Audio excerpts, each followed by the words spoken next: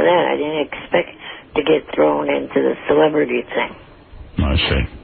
Well, I don't think Eric should be limited to the amount of calls, right? No, I don't think there should be any limit to Eric. I think there should be like a Howard 102, and it should all be all Eric, the midget. Yeah, but he's interrupting a commercial with a commercial of his own. Oh, I don't think that's legal. That is weird. What's great about Eric is that it's always a reveal. He talks so slowly, you really never know what's coming, so there's the opportunity for something brilliant that's going to come out. That's what keeps me listening to Eric. Yeah, we're still waiting for something brilliant. But you do wait. It's hard to decide also if Eric has the world's smallest head or the world's biggest hat on right now. I don't think any hat fits his head.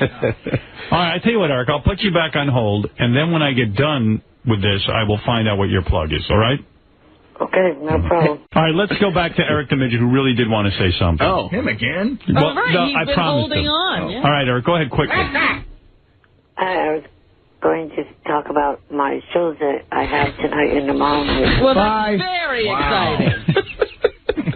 Take care, Eric. Eric, do you ever consider that your timing is horrible? Like we're having this fun conversation, and then all of a sudden you get on and all you want to do is plug.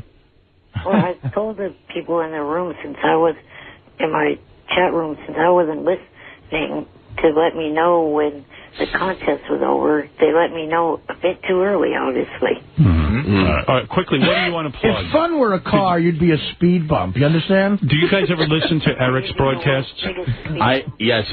Not only that, I really had to watch myself because I started to get obsessed with it. I started watching it online, and I realized I was headed in a dangerous path, and that I could become really just spend my whole life watching Eric. You were one of the online guys. Yeah, you like his JFSC. I did. When I figured it out, I was like, oh no, I better not do this. I better not do this. Are you a JFSC member? I think so. Yeah, I think I had to sign up, whatever to watch. Do you know Eric has a country show now? I don't know if you heard the show the other day where he has a country music show. Did you hear this show? I did not, no. All right, well, I'll play some of it real quick because I want to get to news real quick today because I have a big meeting. Very busy man. No, not really, but What is the mogul doing today? Yeah. Eric, are you an Oakland A's fan? Yeah, and San Francisco Giants. Yeah, we found out he's both. Which How is that possible? can't be. All right, here's Eric from his country show. You ready? Evidently, Eric can't hear his own show while he's doing it. Have you heard this? This is the greatest show that has ever gone on. Yeah. All right, here we go. Just as a random clip. JD preview page. I got to get in orange. It's in brown.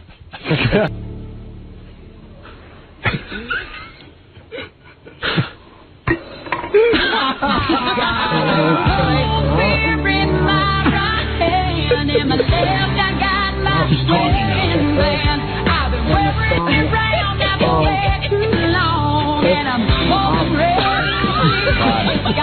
Howard, how mad would you get if he was your engineer? You would be freaking out. But after that long pause, there's always this click, like this thud that he's a click, and then he starts talking in the music over the vocals. Oh, yeah. But he misses the pause completely. All right, here you go. You ready? Let me show you. This is the mic right here. All right, hold on. Here it is.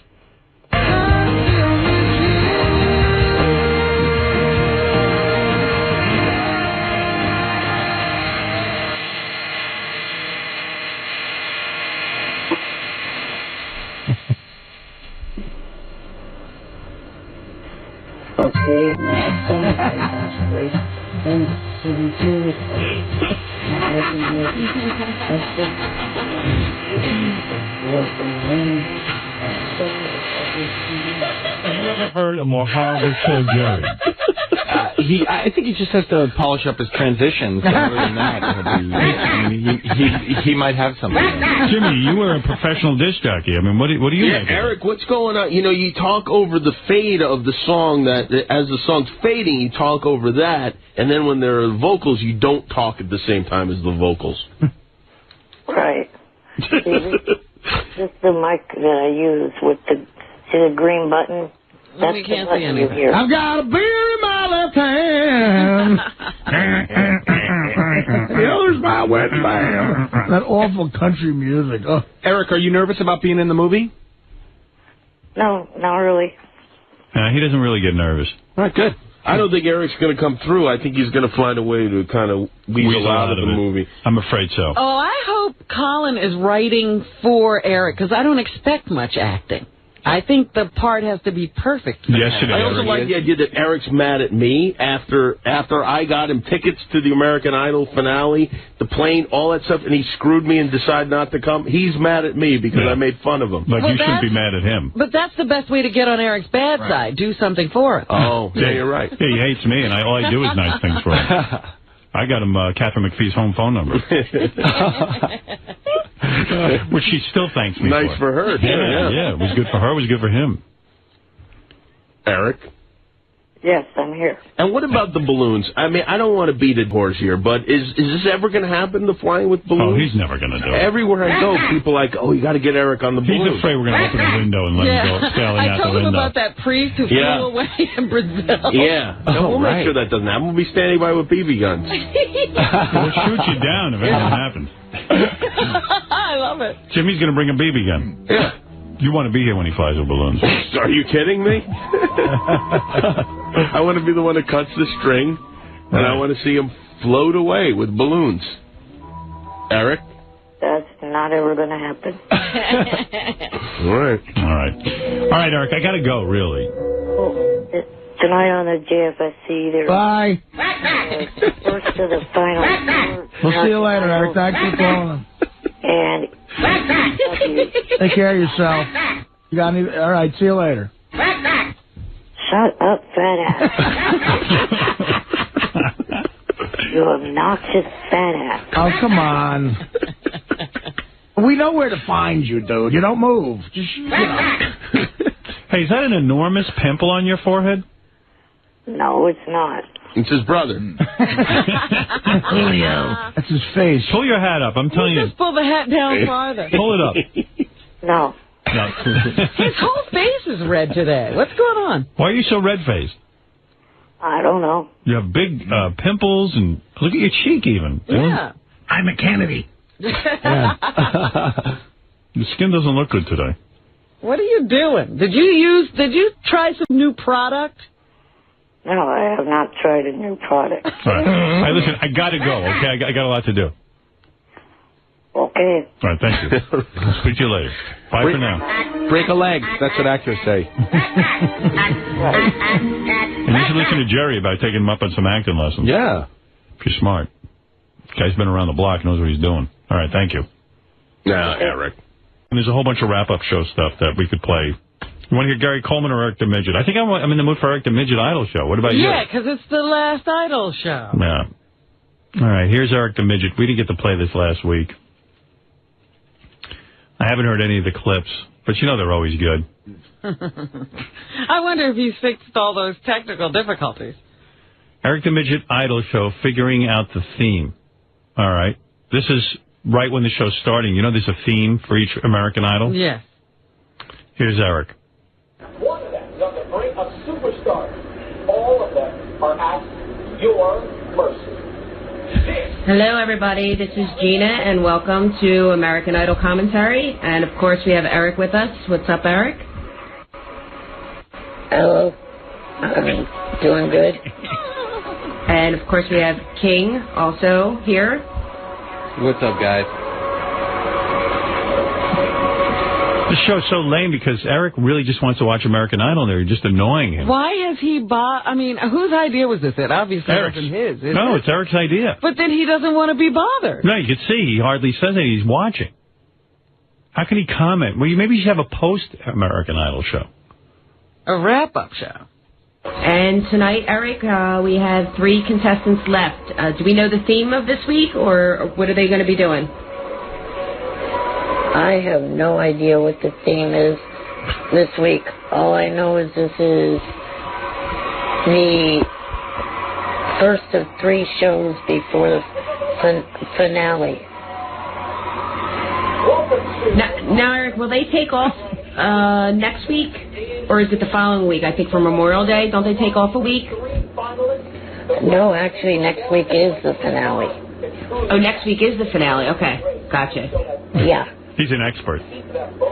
Okay, do I need to put any more light? Because I got the ceiling light over my head. Do you need any more light? Wouldn't kill it. I mean, we can see you. All right. But you look a little red. Yes. Okay, let me turn on.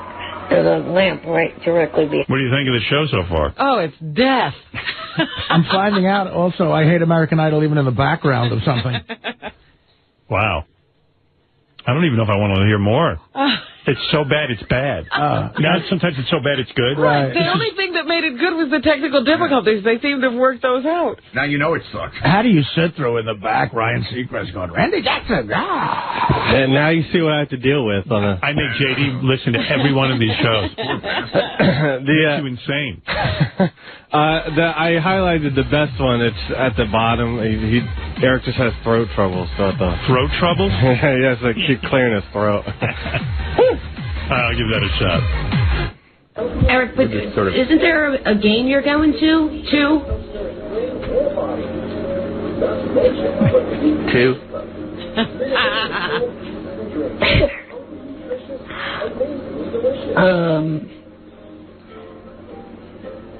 I'm not sure if I can bring that up, though.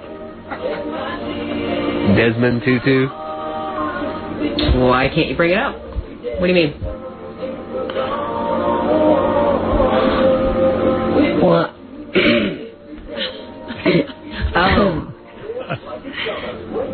Dry oatmeal? Try it. You need some hot water?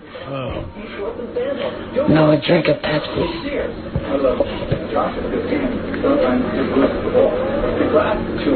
And Eric pounds Pepsi on can. There. You all right there? Yeah. Your like that. question.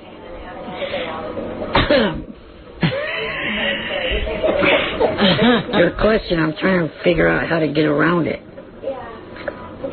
Why? Because Johnny told me not to talk about the June 1st to the 9th, what the company is. Gotcha. Oh, my God. Oh, my goodness. Johnny told me. Johnny said. Bong-hit Eric, you're on the air. Trying to figure out a way around. Hey, Bong-hit. How you doing today? I wanted just a couple of things. On Letterman last night, there was a mention of the show. They had on the top 10, it was, you know how Osama had these audio tapes that came out? Yeah. The top 10 interruptions during his audio tape, and like number 5 was like someone yelled "Baba Booey, Baba Booey." Yeah, pretty Letterman cool. says Baba Booey a lot. Yeah, yeah. He likes that whole Baba Booey thing. Yeah, there's a lot of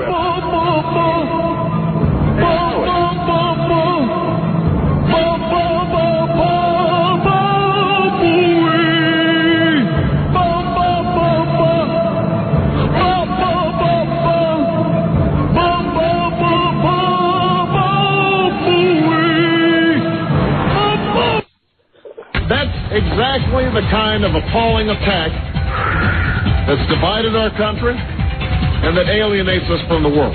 Malarkey. Well, he called it something else, but we can't use that word on television. We can only hope that our guests are less inhibited in New York. Mark Halperin, editor of Time Magazine's political column, The Page, and here with me, Republican strategist Kevin Madden. Mark, let me start with you. Is this a good fight for the Republicans to pick, or do they just have to pick any fight they can right now? Baba Booey. I'm trying to show I'm uninhibited, Tom. I think this is a fight the Republicans will... And here's from Letterman. We have top 10 surprises in the Osama bin Laden audio tape. Here we go, number 10. The tape begins with Jihad, Jihad, 1, 2, 3, Jihad, Jihad, 1, 2, 3. Number 9, kept promoting weekly iTunes terror podcasts. Number 8, went nuts on caller who said Joe Girardi's doing a good job. Number 7, he's a little pitchy dog. Number 6, it's just an infomercial for his new lean, mean goat grilling machine. Number 5, complains Grey's Anatomy has totally jumped the shark. Number 4, he's interrupted 3 times by the blind sheik yelling, Baba Booey! Big laugh for Baba Booey. Yeah, it's pretty funny. Yeah. I wanted to mention one other thing, Howard. Remember you were mentioning bad breath before? Yeah. And, like, you know, how sometimes you smell, like, it actually smells like, that's called the Zaglies, when your breath smells exactly like your... All right, thank you, Eric. I didn't know what it was called. Thank you. Yes, Jimmy, you're on the air. Hey, now. Hey, now.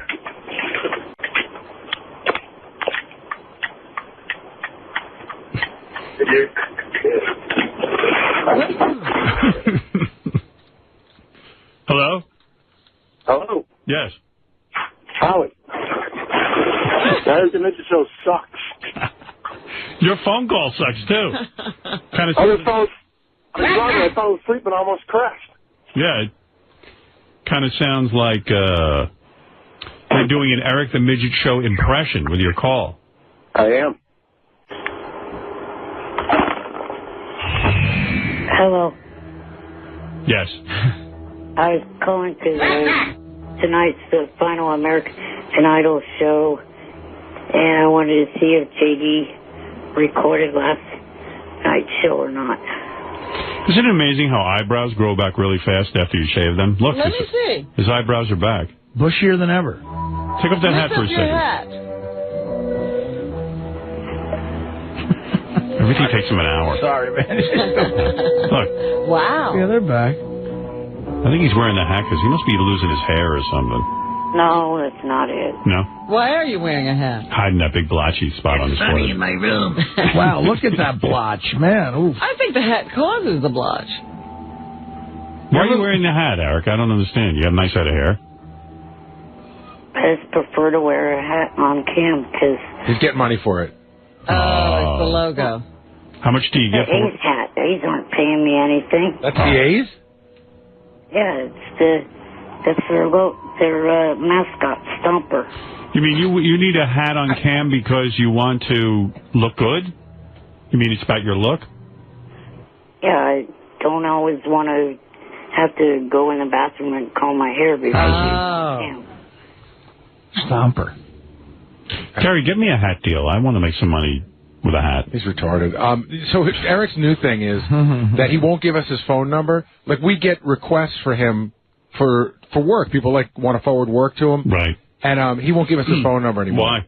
Says he doesn't want to be pranked by Richard and Sal. So now we have no way to get in touch with him. We have to wait for him to call us. All right. Well, that's what he wants. That's what you have to abide by. He's a superstar, and he needs to have his privacy. I also don't want to be called by the two retards of your news staff either. All right. Fair enough. Well, he's going to miss out on some things. Right. Well, when we need you and we have an opportunity, we can't get a hold of you, then that'll be that, Eric. I mean, you don't like when the guys call up pretending to have work for you, and then it's like, what was the one they did where... You don't want the one where, who was it? Oh, God, I can't remember now. We had work for him on a show, and then there was one of the American Idol girls wanted I know. It was the one where he was going to be hired on the new remake of Wizard of Oz. Right. And to be one of the Munchkins, and then he sang the whole Munchkin thing. Oh, that one, yeah. Yeah, that's good. I was thinking of the one where he was going to go to a wedding with Diana DeGarmo. Right. You don't want those calls anymore? No, I don't. I like the one where they had the girl... I think they told her she was one of the American Idols, and she's trying to have a phone call with him. Yeah. Oh, that's right. Said, Eric, take out your winky dink. Eric, let me see your Twinkie dink. Now. Yeah, you are kind of gullible, Eric. I don't blame you. You know what? I wouldn't give us your number either. Gullible. What? I said I'm not gullible. You know what gullible means? Yes, I know what that means. But you are gullible. You fall for every prank call. Some of them are completely ridiculous. I mean, the guy tells you to pull off your pants for the audition for Wizard of Oz. You don't catch on. I did it by that point. Well, that's what we mean by that point. Took you a long time.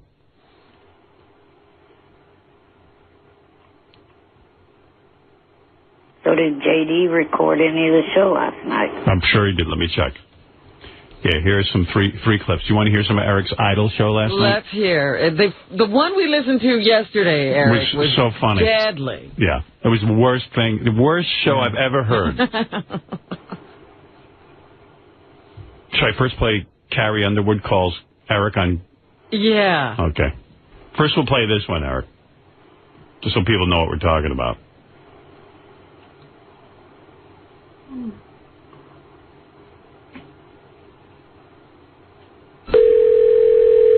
Good afternoon. Hi, Eric. It's Will. Hey, Will. Do you have a minute now? You think you could talk to her?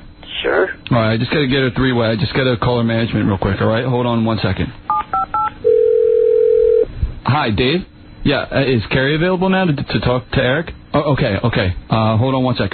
Eric, can you hear me? Yes. All right, I'm going to get Carrie on the line right now. Hello. How are you? Great. How are you? Is this Eric? Yes. Hi, it's Carrie. What's happening?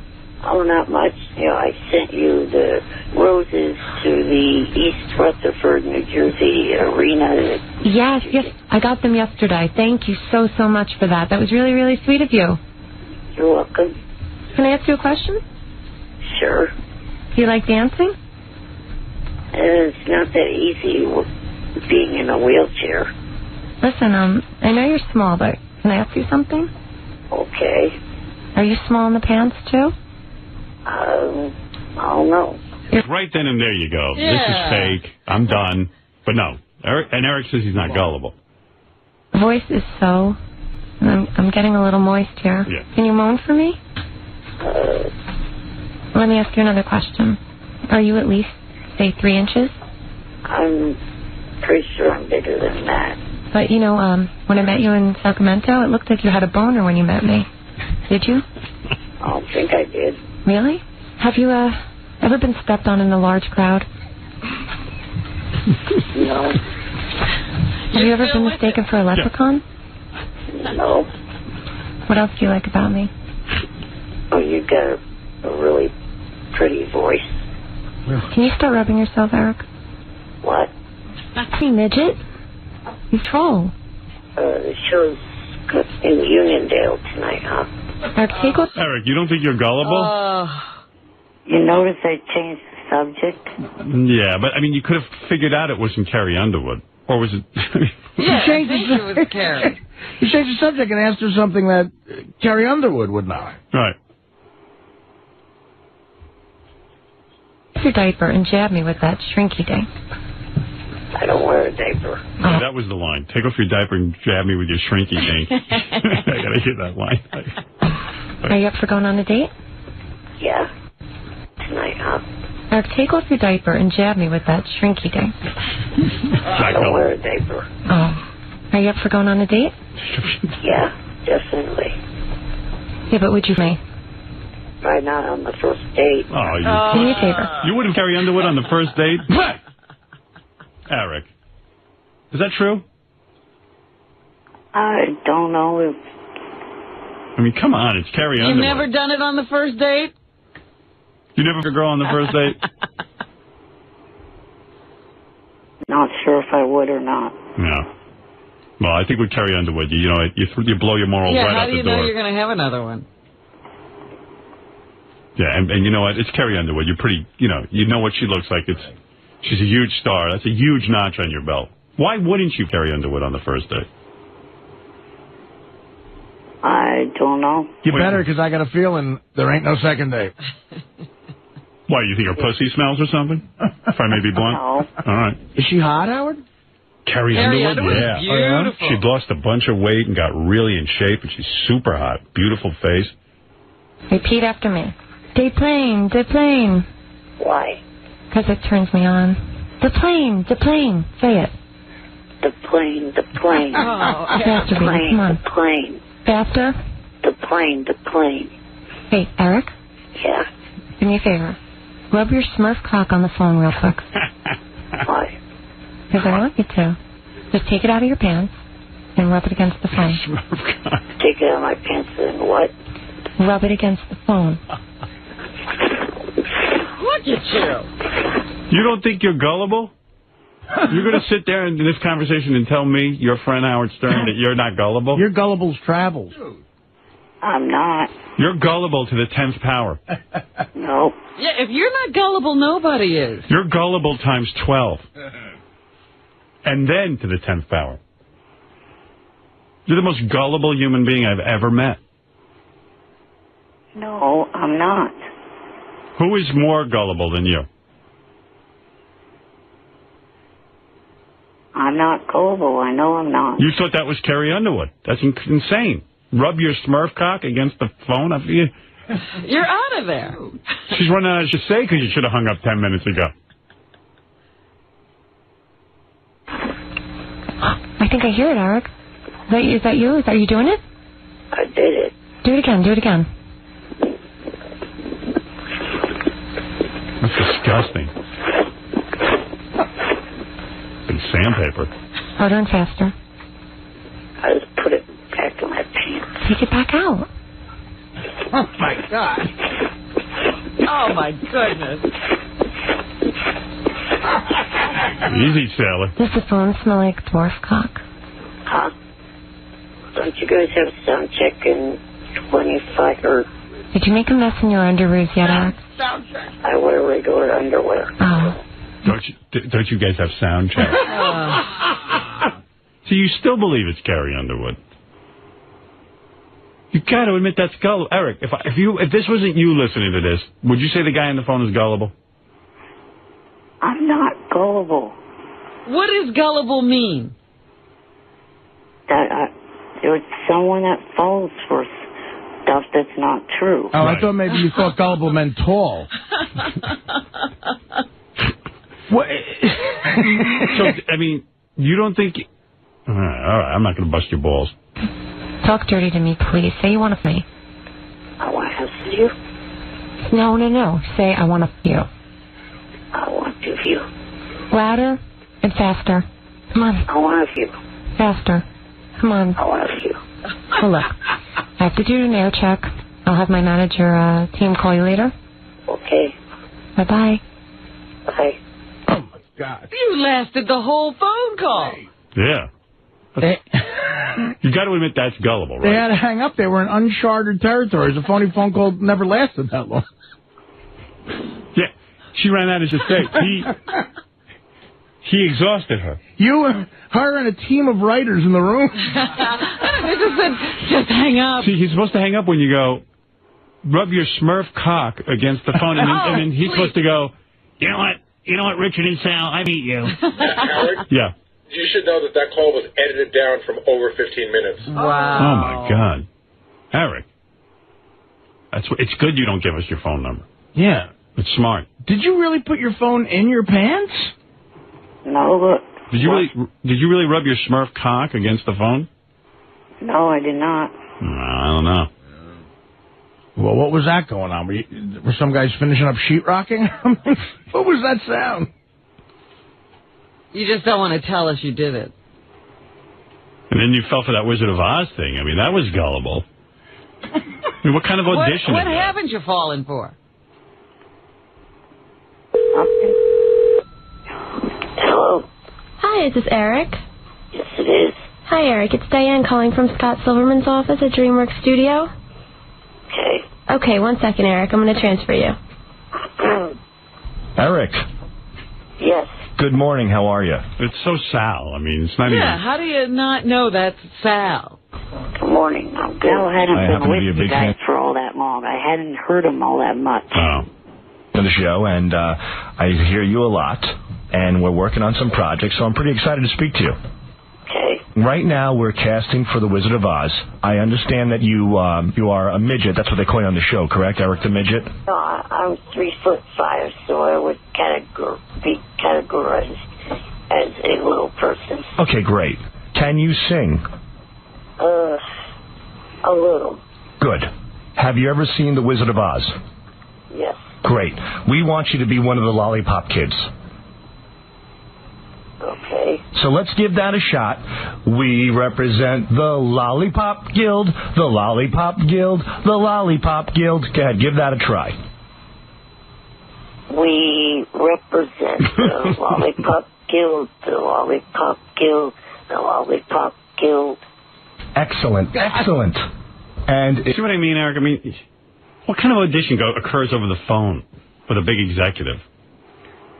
See what I mean? You're gullible. You're smart not to give us your phone number. While singing it, could you rub the phone against your crotch? Wait, Carrie Underwood's here. Could you rub the phone on your midget smurf cock? Hey, Eric, guess who's here? Diana DeGarmo. Hold on a second. Hi. Eric, is Diana DeGarmo. Yeah, right. No, it's really me. I'm a big fan. I just came on the show. How are you? Diana, thank you for stopping by today. Now Eric doesn't believe it's you because we've been playing all these jokes on him, and now when we really have you here, he doesn't believe it. It's embarrassing. Eric, it's really me. Hi. Eric? I know you've been trying to call me. Not lately. Well, just want to say I think you're a really good guy. I listen to you on the show, and I don't like when they goof on you. That's all. Howard, I don't think you should goof on him. Why not? Because he's a really good guy. I think he's a good guy, too. I'm not goofing on him. Hey, one of my Idol co-hosts says, get on with the clips. Eric, thanks. One of his Idol co-hosts. What are they to us? No, who cares? They don't order us around. Tell your Idol co-host to go for himself. I'm sorry, it's my show. Well, maybe he makes a point. All right, I have 3 clips from Eric's show. Do you want to hear them? Yeah. All right, real quick. How do you think Swirly stacks up against Clay Aiken? Who's Swirly? Is that the other guy? Swirly? That's a nickname that co-host uses for David Cook. All right. Because the way his hair looks, it kind of looks like he was dunked in a toilet. Yeah, we get it, yeah. Okay. Well, I don't know exactly. All I know is I highly doubt that he'd be going after the male groupies. They are all this whole season. No, I'm not a claymate. Claymate. Eric, would you kiss Simon Cowell to get 10 minutes on the American Idol show? No, I would not. And Kevin, you need to stop typing in caps. My God. Wow. Sounds pretty good. Sounds like the show really improved. Man, Eric. That is times 20. Gee, Eric, I want to make fun of the show, but I can't make fun of that show. That's jam-packed with entertainment. Your co-host was right. We should have gotten to the clip. We should have gotten to the clip sooner. Between that and American Idol in the background, it's just a barrage of horrible Catherine McPhee is on the phone. Yes, Miss McPhee. Hi, Eric. It's Catherine McPhee. Hello? Yeah, right, Richard. You know, she's not Southern, so your accent there doesn't work. Oh, I've been touring in the South, Eric. I picked it up. Hey, Eric, you know, it would really turn me on if you shoved the phone up your ass right now. Can you do that for me, Eric? Eric's not gullible. He's right. Look, he didn't fall for it. All right. Thank you, Catherine. All right, do you want to hear any more tape of his show, or have you had enough? Let's try one more clip. All right. So I actually kind of missed. It was the second song that both of them sang. I didn't really notice if it was the same song. You know, just trying to figure out where they sing the contest-winning song. Eric, don't ask me. I'm not paying attention. I'm sorry. You know what? That's a shame because I just can't. This year's Idol was just sucked all around. Hey, Stern fan. You're going to go where the last person went that asked that question. Out. I'm not flying with balloons. Bye. So, Eric, you're multitasking. During your show, you're actually reading the fans are writing to you. Is that correct? Correct. Right. And you seem to have a problem with a lot of what the fans do. If they write in caps, you get annoyed. If They ask you about flying with balloons, you get annoyed. Yeah, and he's throwing people out. That's what I love. Yeah. How many people did you throw out of your room last night? Quite a few. Quite a few. It's supposed to be a show about Idol, but there's really nothing going on. I mean, Well, what do they know about Idol? I mean, Eric watches it. No one's interested in the show. None of his co-hosts are interested. He doesn't seem interested in it. It's all about, like, asking Eric questions. It's annoying. Eric, don't you want to just watch Idol? I mean... Yeah, why are you ruining your Idol experience?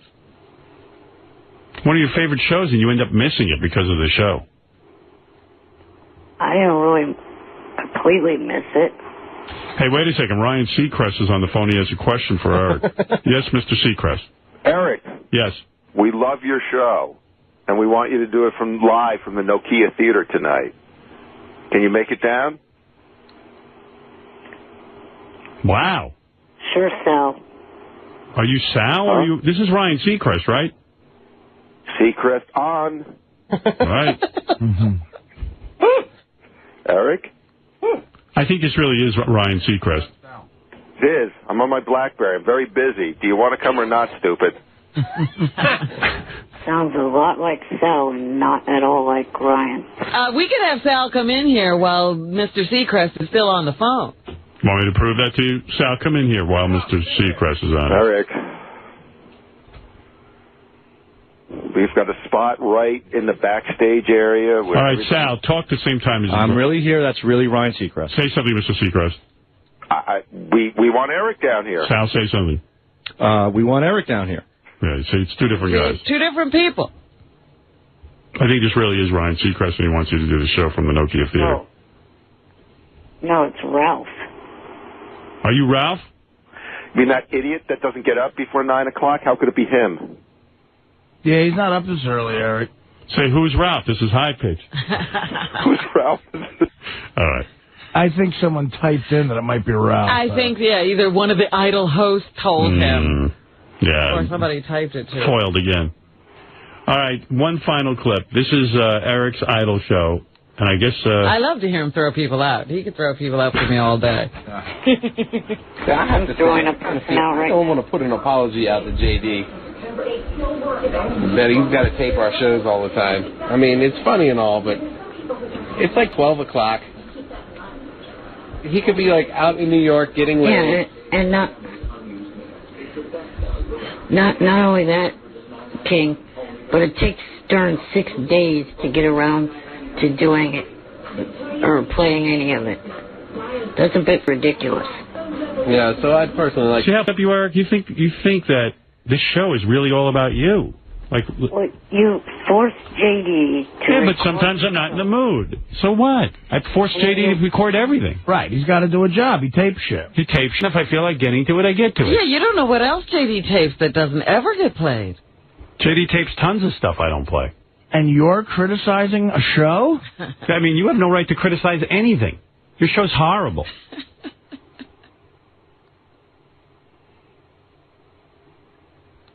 Simon Cowell's on the phone? Wow. Hi, Simon. Hello, Eric. This is Simon Cowell. Eric, I'd like to get together with you for tea and crumpets. Well, there you go. That's an invitation. A rest with these stupid calls. Oh, Eric, how dare you say this is stupid? I want to get together and show you the English countryside. Well, he doesn't believe it's you, Simon, so... Eric, your phone connection must be bad, because this is Simon Cowell. Do you have any more English references? Would you like to come to London? That's somewhere in Kansas, Richard. Eric, we can go to see a play in London. I've run out of English references, Eric. All right, Saisha Mercado is on the phone. She was one of the finalists. Yes, Saisha. Hey, Eric, it's Aisha. All right, what do you want to say to Howard, I'm so pissed off at you. All you do all the time is make fun of Eric, and he's just a big fan. And I do not understand why you always have to be so mean to him. He's just a sweet little guy. I'm for real. I love you, Eric, and I'm so mad. Howard is always. Hey, Eric, I think that's the real Saisha. What do you think of me, Eric? What did you think of my performance? You were good. I would have like to have seen you still in the competition. You know what I love about you, Eric? What? His Smurf cock? No. That he's gullible? He's so stupid that he falls for this every time. Okay, thank you, Saisha. All right, Eric, good luck. When is your when is your next show? Tonight? Your last show of the season, right? Right. We're going to start doing the Last Comic Standing, America's Got Talent, and Nashville Star. Oh, jeez. These are where people can watch these shows with you. Right. Okay. All right, thank you, Eric, and good luck. All right, that's Eric... Eric the Idol. Expert. Yeah. Eric the Idol expert. Eric, were you pleased with the outcome of American Idol? Yeah, I was glad that David Cook won. Yeah, I was too, actually. Why? Because I liked him better. The other Better kid... Cinderella story? Yeah, I think so. Bartender becomes the American Idol. I don't know. I liked it. After what you said, though, I feel bad for him. Is his father going to go nuts on that Archuleta? Yeah, the other kid's really in trouble. Dad, I understand the dad. You should have sang what I told you to do. Well, he beat him by 12 million votes. Yeah. Yeah, that's a definite win. Let's see. Eric's show from last night. What page is that on, boys? Let's take a quick... JD1. Yeah, I was listening to the playback of the show yesterday, and Eric was on a really long time, and I realized what the listeners mean. You can only leave Eric on a short time. Is that right? Yeah. Shut the fuck up, listeners. Oh. Now, there are times where it goes on too long. They're right. They're right. It's not just the listeners, Eric. We feel the same exact way. Shut up, fat ass. I'm in the mood. You're not in the mood? Wow. Then don't call in. How dare you? I mean, I'm not in the mood to deal with your dumb ass. Well, I'm here, dude. I have to say something. Go ahead, JD. The better ones are in orange, and then the regular American Idol clips are in the third column. Okay, got it. So what would... Let's see. Let me just read these to you. You tell me. Carrie Underwood and Kimmel, it says. Yeah. It's just them talking. It's just stupid. Jimmy Kimmel was on. It's funny. I was He emailing... was on American Idol? I was emailing Jimmy Kimmel like maybe not less than a half hour before he went on American Idol. He didn't mention once that he was going on American Idol. Yeah. John Devine says that it was very obvious that was pre-taped, including Ryan's reactions, that Jimmy wasn't there live.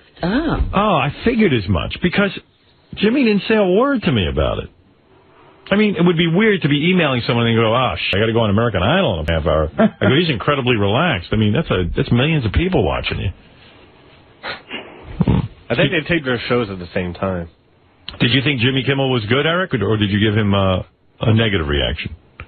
I didn't laugh once at what he said. See, I thought he was pretty good. See, he doesn't like Jimmy anymore. Right. Are you just saying that because you don't like him, or you really felt he wasn't funny? Both. All right. When's the last time you laughed at something, Eric? I watch a lot of sitcoms. I laugh at those. What's your favorite? We're all jumping to that. Everybody Hates Chris, and also 2.5 Men. Wow. Fascinating. His fingers on the pulse. He likes the half-man part. 2.5 Men, you think he relates to the half-man? He relates to the half-man. He could be in that show. Yeah, you know, it's funny. Quietly, Chris Rock, man, he might go into that like $100 million range, because that show's been on a few years. He's on the CW, though. Yeah, but if it's syndication, he's got to own a huge chunk of that, man. Yeah, Chris told me that... He's got about 2 years till syndication, or September it will hit season 4. Chris told me that this was his shot at making money, that, believe it or not, he said to me, he's well known as I am, he goes, I don't have a lot of dough. Well, I think he's hanging out with Eddie Murphy, you know. Yeah, he says, I don't have the big money. He says, this is my shot with this sitcom. Really? I would thought, well, it depends on what's big money. Like, before this sitcom, I would think he'd be worth $20 million. That's what you think, but I get the feeling maybe not. Do you think that's what he means by not huge money, having 20 No, I think he means a lot less than 20 mil. I think 20 mil would be a lot of money, don't you? I'm just saying he's been in show business, making movies, doing a bunch of things for a long time. But you know what? You're right. What's his lifestyle? Yeah, he's got... That wife, every time I see her, she's got a different designer outfit. He's done a ton of commercials. Right. But, yeah, that one time he was in here saying, like, when the wife hangs out with Eddie Murphy's wife, when Eddie Murphy was married, she comes back like, how come we don't have a jet? Oh, that's because I wasn't in Beverly Hills Cop 1, 2, 3. That's funny. What is the best Eric clip to play so I don't drag this out? I've got Eric, annoyed with question. Eric, Carrie Underwood. Eric, you must have had a little boner going when Carrie Underwood was on. That was a very nice outfit. Yes. Would you sign her to your modeling agency? Oh, yeah, definitely. Yeah, but God, if only she wanted to do it. And then he locked her in his house because part of the contract is she has to live with Eric or in a house nearby. She has to have Eric chained to her ankle. You signed anyone yet to your modeling agency? No. No. What? You mean people aren't flocking? Is the chloroform not working? You mean no girl wants to live in your house or very close by? Within a mile radius? No, not yet. Yeah, it's a shame. Not started the tour yet. Eric Midget Show, watching Carrie Underwood. Oh, I bet she was carrying on about her. Let's hear that. Is that who I think it is, Eric?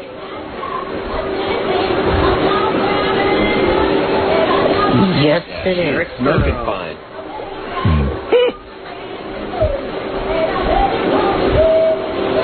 Okay, I thought she looked hot Monday night. Eric? Nice. And you can see right up her Just a little bit. when they hit the right angle with the camera. That's tight.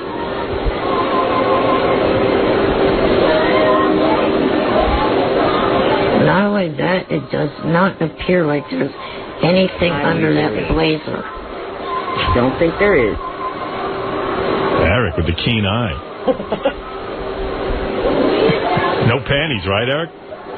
Yep, she's wearing panties. Oh, she is. Your co-host. That was weird. It's like he just answered you right here. Yeah, she's singing like mad, Eric. The top was Singing well, looking good. She's singing to Eric. Hey, Eric. That guy who's on the show, he's stepping all over you. He's not giving you a minute to talk. Well, there was a problem where we were experiencing a lag problem. But we want to hear you suck, not him suck. Yeah, we can hear him suck anywhere. Yeah. There's a lag problem. Yeah, there's a lag problem. The system that we used, there was a problem where it was lagging on my end. Right, sounds like there's a fag problem, you and that show. You want to hear Eric Wally? There is with you and You know what's weird? Eric kicks people out of the room while he's on the show. Oh, that's my favorite. All right, let's play that clip. So while Eric's doing his radio show, he is kicking people out of his chat room. Yeah, when people write him things, he just kicks them out. You know where you're going? To the moon. Same place the other one went. So are they going to get to the freaking Who's the Idol or what? Jeez. I don't know, but because of what Joey Boots just said, you're kicking Joey Boots out? He's out? going to go bye-bye.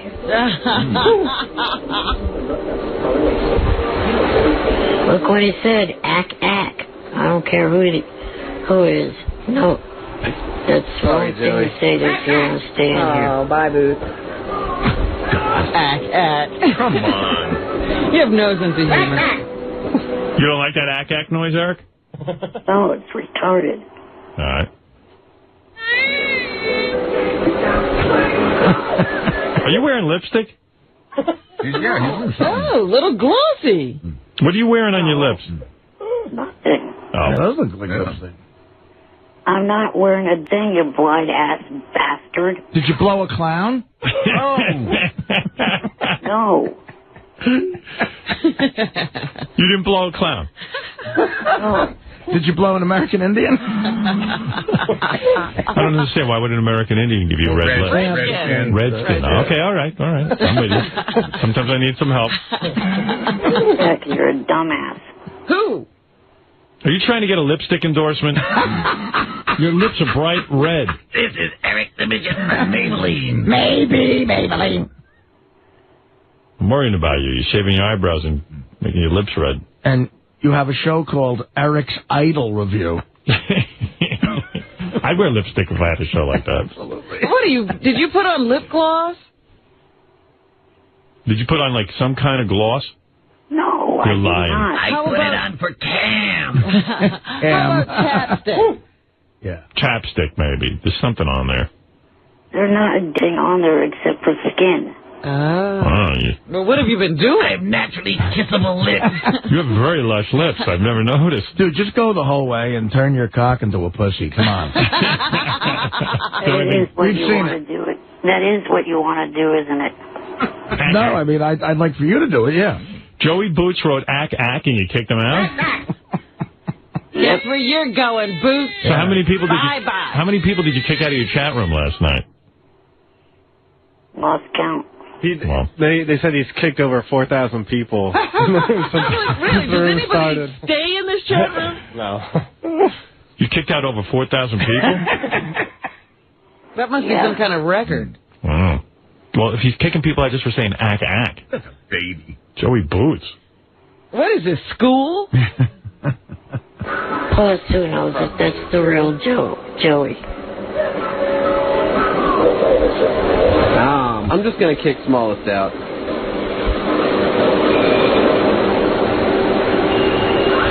Feel free to do the honors then.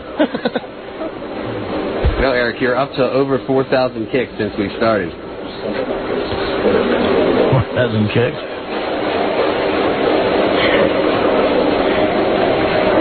Eric, it must be a nice position for you to be able to kick people out of the chat room in a sense. You know, your whole life you haven't had that kind of power, and, you know, with your handicap and stuff, it's hard for you to physically dominate certain people. But now, in a sense, in the chat room, you are, you know, the cyber Iron Man, so to speak.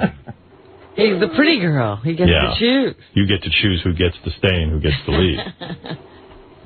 It must be wonderful, right? Yeah. You admit that you love it. You like playing God. Oh, my God. In the chat room, you're God. You realize that? Yeah, sure. What? Maybe. In the chat room, you're tall, handsome. I think of myself as little Hitler. And a tyrant. You're like Mr. Spacely, and they're like George Jackson. You'll be happy to know that Carrie Underwood is calling in right now. Oh, no. Hi, Carrie. Hi, how are you? Very nice to speak to you. You look beautiful last Have night. a come-hither voice. Oh, well, thank you very much. Is there anyone? Hi, Eric. Oh, I was going to say, is there anyone in particular you want to speak to, Carrie? Yes, I just heard Eric calling in. I want to say hello to him. How are you, Eric? And you wonder why yesterday's segment went so long, because you wasted time with dumbass calls like this. It's not a dumbass call. That's Carrie Underwood. Why wouldn't we take her call? You think this is dumb? It's fat high pitch. Who's high pitch? This is Carrie Underwood. And I'm not a fat. I'm a beautiful girl. Well, Carrie, obviously he doesn't believe it's you, so I'm going to hang up. Oh, okay. Bye, Eric. Bye. Something about Carrie Underwood's voice sounds like she's been sleeping in her own feces. No, that's not true. Yeah. All right. Thank you, Carrie. I'm sure you have to get to rehearsal. Yes, I do. You guys have a great day, and I'll talk to you soon. I'm sure you have sound check. All right, thank Yes, I do. I'm sure you have to get a forklift and empty the litter box in your apartment. No, not true. I have to fly with balloons at Eric. I'm sure you have to, you know, eat 4,000 pounds of food before going to work. And then shit out at the community bathroom. No, because I'm a very beautiful, skinny girl. Could you imagine if you live on the floor where you share it with him and you're waiting to get in there and he's in there up a storm. All right, thank you, Carrie. That's when you take a cab to the Verrazano Narrows Bridge, get out, and jump off. All right, let's go to Alec, who wants to say good morning to us. Alec, you're on the air in Plymouth, Mass. Go ahead. Hey, Eric. Yes? Hey, are you wearing a dress and high heels with that lipstick? Are you a retarded brainless piece of stuff off his phone, asswipe? Well, Hey, we have two questions on the board. I was going to say yesterday, when Carrie Underwood was calling you, I'd say, have you ever been diagnosed with Down syndrome? You're retarded. You think Eric's retarded? You are, aren't you?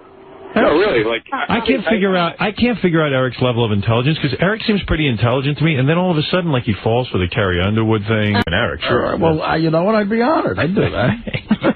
Sure. Shithead and Fat Fuck. Weren't those two bombs they dropped on Japan? They nicknamed them that. Those are the names of the two cities. JD, so where was the American Idol clip? The regular American Idol is in the third column on JD. Thank you. You're welcome. As opposed to the Eric show. Yes. All right, here is David Cook got to play with ZZ Top. Yeah, that was another thing. That. Wow, they're all coming. And it was great because ZZ Top is great. You know, I love watching those guys. Yeah. I always think the guys with the beards are real fat, but they're super thin. Are they? Yeah, their beards make them look fat.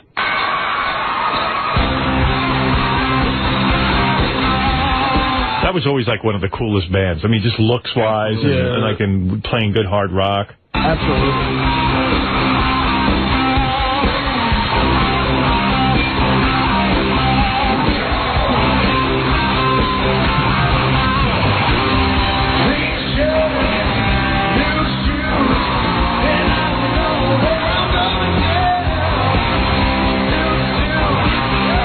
That's the kid who won. That is horrible.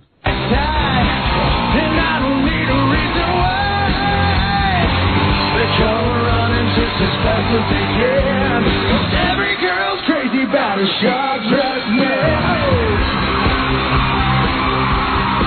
Kids are loving it. They're screaming like crazy. You want him to shut up, and you want the other guys to sing now. That's the right. thing. It's like, because the music is great. Yeah.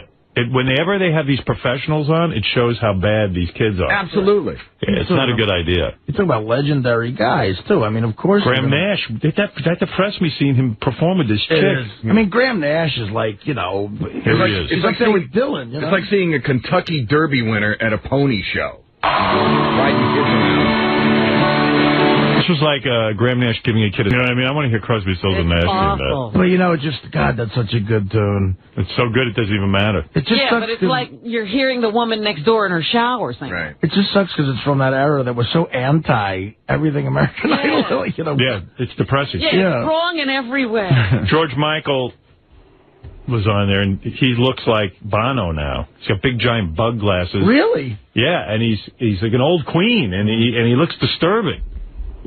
I wasn't even sure it was him. How old is George Michael, you think, now? I don't know, man. 40-something. But he's had a lot of rough gay years. Yeah. Well, if wasn't he didn't they catch him in a bathroom? In Beverly Hills. Yeah. In fact, they asked him where he was starting his tour, and it was in Southern California, and I was like, ooh. In the men's room. Thank you. I fast-forwarded through this, so I can't even tell you what it was like. As soon as I hear a guy go, whoa, I'm out.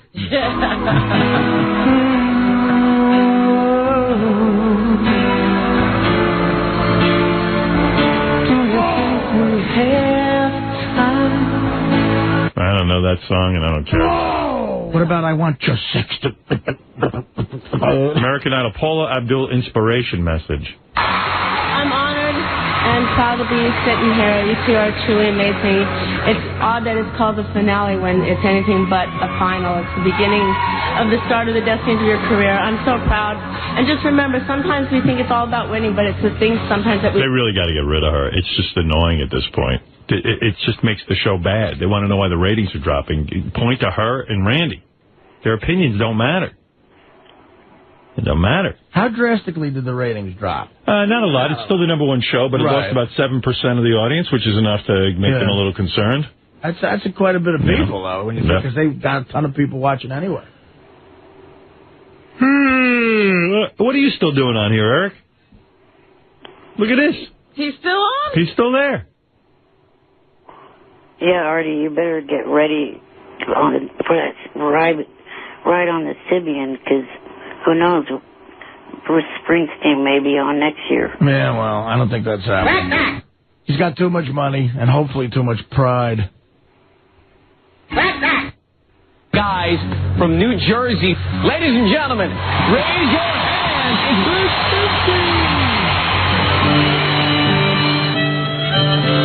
God, it would have hurt to see him do it. You can see it happening. Look, The day we sweated out on the streets of a runaway. And now David Archuleta to join Bruce. At night we ride through mansions. Now there's a fat kid in the audience with a gun. What's happening? Machine. That's David Archuleta singing with him. Sprung from cages on Suicide machine. On wheels, fuel injected and stepping out over the line. Baby, this town rips the bones from your back. It's a death. It's a suicide rap. Oh, God. You know why Springsteen is going to appear on the show? Tell I me told why. you. Somebody told me not too long ago he's complaining that the audience, there's no young people in it. I got to tell you, if he wants to feel relevant, he could just sell out 15 nights at the Garden and we'll go have fun. No, he'd like to see some young people there. He doesn't want to see you there anymore, Artie. Really? Yeah, he's sick of you. He wants young people. I could put on some, makeup or He wants something. to see 40-year-old comedians. I don't know, ladies and gentlemen, I want to see 40-year-old comedians. I was obsessing last night on the fact that, because I agree with you that people are going to start thinking I clearly have an insane amount of problems because almost all my buddies from high school, and I'm still close with 20 guys, they're all pretty much married or were married. Yeah, I knew you were bummed out, but you can't have kids until you straighten out your whole situation. Yeah. Well, nobody said he was going to go out and just have kids. Well, that's what he'll do if you see him encouraging this. Oh. He's going to go bang some I broad. wasn't encouraging that, Artie. I'm afraid I can't with all the shit I put on my body. Nah, you're fine. Oh, good. please. You could have 50 babies. They'll all be a little... What? A little retarded, but you'll be fine in that department. When me and Sal were arguing, You know how many heroin addicts have kids? When me and Sal were arguing, the one of the most vicious things he said was that your kids, from all the heroin in your blood, your kids will have Down syndrome. Oh. But Big deal. gloves were... And Eric, sure. Well, you know what? I'd be honored. I'd do that. Sure. Shithead and Fat Fuck. Weren't those two bombs they dropped on Japan? They nicknamed them that. Those are the names of the two cities. JD, so where was the American Idol clip? The regular American Idol is in the third column on JD. Thank you. You're welcome. As opposed to the Eric show. Yes. All right, here is David Cook got to play with ZZ Top. Yeah. That was another thing. That. Wow. They're all coming And it was out. great because ZZ Top is great. I love watching those guys. Yeah. I always think the guys with the beards are real fat, but they're super thin. Are they? Yeah, their beards make them look fat.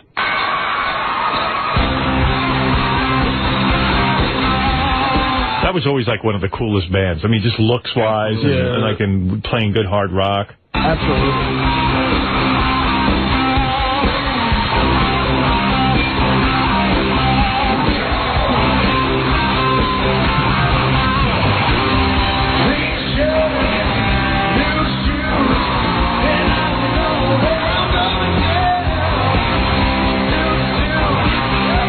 That's the kid who won.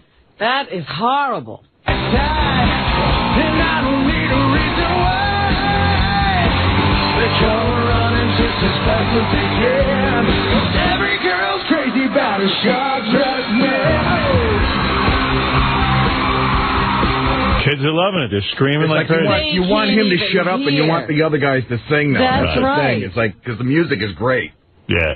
Whenever they have these professionals on, it shows how bad these kids are. Absolutely. Yeah, it's not a good idea. You talk about legendary guys, too. I mean, of course... Graham Nash, that depressed me seeing him perform with this chick. I mean, Graham Nash is like, Here he is. It's like there with Dylan. It's like seeing a Kentucky Derby winner at a pony show. Riding kids around. This was like Graham Nash giving a kid a singing lesson, You know what I mean? I want to hear Crosby, Stills, and Nash sing that. But, God, that's such a good tune. It's so good it doesn't even matter. It just sucks but it's like you're hearing the woman next door in her shower singing. Right. It just sucks because it's from that era that was so anti-everything American Idol. Yeah, it's depressing. Yeah, it's wrong in every way. George Michael was on there, and he looks like Bono now. He's got big, giant bug glasses. Really? Yeah, and he's like an old queen, and he looks disturbing. I wasn't even sure it was him. How old is George Michael, you think, now? I don't know, man. 40-something. But he's had a lot of rough gay years. Yeah. Well, if Wasn't he didn't they catch him in a bathroom? In Beverly Hills. Yeah. In fact, they asked him where he was starting his tour, and it was in Southern California, and I was like, ooh. In the men's room. Thank you. I fast-forwarded through this, so I can't even tell you what it was like. As soon as I hear a guy go, whoa, I'm out.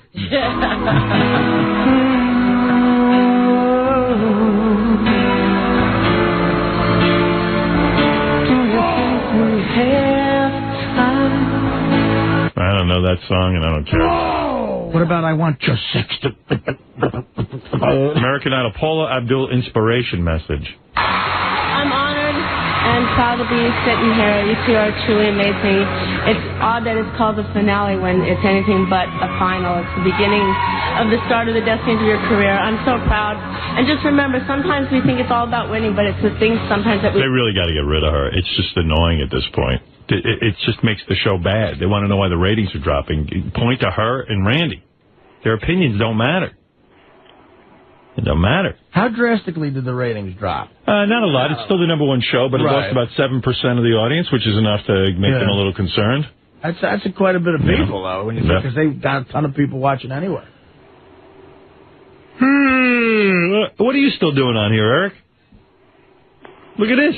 He's still on? He's still there. Yeah, Artie, you better get ready for that ride on the Sibian, because who knows, Bruce Springsteen may be on next year. Yeah, well, I don't think that's happening. He's got too much money and hopefully too much pride. Guys from New Jersey, ladies and gentlemen, raise your hands. It's Bruce Springsteen. God, it would have hurt to see him do it. You can see it happening. Look, The day we sweated out on the streets of a runaway. And now David Archuleta to join Bruce. At night we ride through mansions. Now there's a fat kid in the audience with a gun. What's happening? Machine. That's David Archuleta singing with him. Sprung from cages on Suicide machine. On wheels, fuel injected and stepping out over the line. Baby, this town rips the bones from your back. It's a death. It's a suicide rap. Oh, God. You know why Springsteen is going to appear on the show? Tell I me told why. you. Somebody told me not too long ago he's complaining that his audience, there's no young people in it. I got to tell you, if he wants to feel relevant, he could just sell out 15 nights at the Garden and we'll go have fun. No, he'd like to see some young people there. He doesn't want to see you there anymore, Artie. Really? Yeah, he's sick of you. He wants young people. I could put on some, makeup or He wants to something. see 40-year-old comedians. I don't know, ladies and gentlemen, I want to see 40-year-old comedians. I was obsessing last night on the fact that, because I agree with you that people are going to start thinking I clearly have an insane amount of problems because almost all my buddies from high school, and I'm still close with 20 guys, they're all pretty much married or were married. Yeah, I knew you were bummed out, but you can't have kids until you straighten out your whole situation. Yeah. Well, nobody said he was going to go out and just have kids. No, that's what he'll do if you see him encouraging this. Oh. He's going to go bang some I broad. wasn't encouraging that, Artie. I'm afraid I can't with all the shit I put on my body. Nah, you're fine. Oh, good. please. You could have 50 babies. They'll all be a little... What? A little retarded, but you'll be fine in that department. When me and Sal were arguing, You know how many heroin addicts have kids? when me and Sal were arguing, the one of the most vicious things he said was that your kids, from all the heroin in your blood, your kids will have Down syndrome. Oh. Woo! But Big deal. gloves.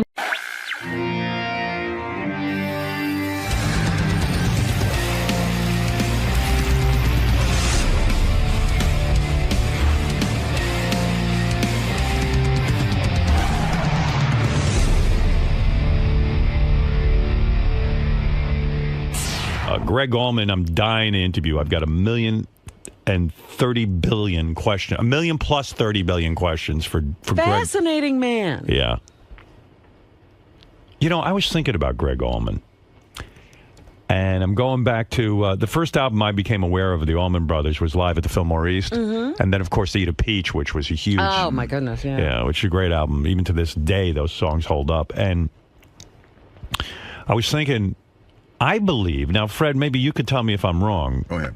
And I don't mean to interrupt you or whatever you're doing. Yeah, what are you doing? Yeah, what is he Interrupt. doing? Yeah, go figure that out. But I was thinking about the Allman Brothers. I believe, I can't think of a band that had I think they created Southern rock.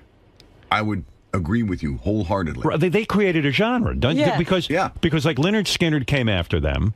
And no, everybody after Marshall that. Tucker. I mean, you could take any Marshall Tucker, Outlaws music, any of that stuff. You could almost think it was an Allman Brothers tune. Yeah, but not as good. But what I'm saying, Robin. They come on. What did I say that was so bad? Robin, I am so angry with you for making me have a conversation with Fred.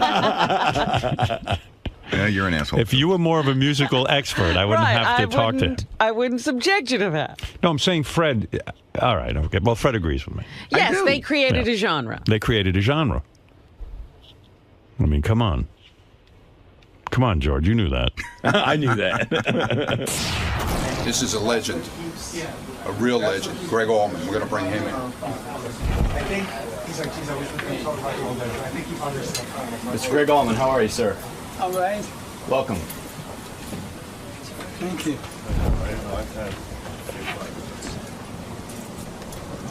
Right this way. So this is your first appearance on the show. Yes. You looking forward to it? Are you a fan of Howard's? Got me on the spot. He was just mentioning what a fan he is of yours, how he used to listen to Eat a Peach in his room in high school while he was all alone. Oh, really? You guys were friends of his in a way. I don't know of Howard that much. Gary. Yeah. Can I talk to you for a second? Sure. It's fine. You know what? Gary, this is a sort of an odd dynamic on today's show. I mean, he's obviously a very quiet guest, but Howard really respects him, as a musician, and he just mentioned how he used to listen to Eat a Peach all the time. How do you anticipate Howard handling this interview, because he seems very fragile? I think he'll handle it like he handles anything. He'll sort of read what's going on and try to draw him out, and that'll take a little bit of time. But I think Howard knows he's dealing with a quieter person, and he knows how to handle interviews like that. And I think it'll be. I told Greg's people, because they were a little reluctant to come in live, that this is going to be one of those interviews that everyone's going to be like, "Oh my God, your Howard interview was amazing." And he's not good. You don't anticipate Howard going to jump right in with tough questions. It's going to be a very slow. He's going to cater to the guest. I think so. Yeah, I do. Could be wrong, but I don't think so. All right, you're about to meet a legend, George. Not William Shatner. It's Greg Allman, who put out a book, which shocked me, actually, that Greg even cared to put out a book. I can't understand how he had something to write. I don't think he remembers his life. No, Greg knows. There he is. There's the man. Oh my There's God, the man. There's the legend. Look at you. I knew I'd meet you one day. Hey there. What's happening? Look at you. Let me take you in. Man. Let me stare at you a little bit. Never been this close to a legend. Take a seat. How do you do? Good seeing you. Nice to meet you. meet Look at you, man. What a life you've had. Why'd you write a book anyway? I think the title of the book is a good name. My Cross to Bear. I feel like you really have like one of the most difficult lives and been surrounded by a lot of death. And that's got to screw a man's head up. I don't care what anyone says. You can only be so strong. Am I right? That's a fact. Yeah. Like a lot of people... I don't know much about his early life. Oh, I'll tell you everything. Okay. I know all about this guy. I've been watching him. No, I mean, you think about it. First of all, your dad died as a young man, right? Yeah, I was 2 years old. Oh. So I never knew him. Where'd you grow up? I was born in Nashville, Tennessee, and I lived there until I was 9 years old, at which time the family moved to Daytona Beach, Florida. Yeah, That's when I started playing. Oh. Yeah, well, you play mostly keyboards, right? Did you play guitar at first a lot? What was your instrument of choice when you were learning? It was a guitar. Guitar. And I taught my brother, the basic map. Did you? He then quit school and just passed me like I was standing still. How did your father die when you were 2 years old? He had just come back from fighting in the Korean War. Right. And he'd been promoted to captain. And and he got the first 1949 Ford off the line, right? Right. And, well, I mean, after the family got there. Yeah, the Ford family got their car, and then your dad got his. Yeah, how do you do that? But all right, yeah. So he gets a car, and so they're out celebrating him and this sergeant friend of his. Right. And this, of course, was a long time ago, and everything was dirt roads and cornfields. And anyway, they were shooting pool in this little beer joint. And this guy kind of sided up next to him and mind if I shoot some pool? And the night went on and everything. Towards the end of the night, the guy asked my father, he said, man, could you give me a ride to my house? It's just right past the second cornfield. Yeah. And he said, sure, after you've had a few beers, hell, I'll take, you got an elephant with you? Sure, I'll take him. And so he says, okay, turn right up here at this dirt road going down. I would have stopped right there and said, this is my new car. I ain't going down the dirt road. I mean, yeah, and they go down the dirt road. They get about half a mile down there, and he pulls a 45 to my dad's neck. And he said, all right, y'all get out. And oh, my God. So he thought they'd just come back from the Orient, that maybe they had some, Yeah. I mean, because there was a officer and a master sergeant. And so anyway, the conversation went on, and he finally said, listen, buddy, we don't have nothing to give you. Take the car, take anything you want. Right. He said, well, buddy, he said, now that you know my name, I got to kill you. His name was Buddy Green. Gee whiz. So my father took off running, and he got him 4 times in the back. Oh. Wowee. And so then...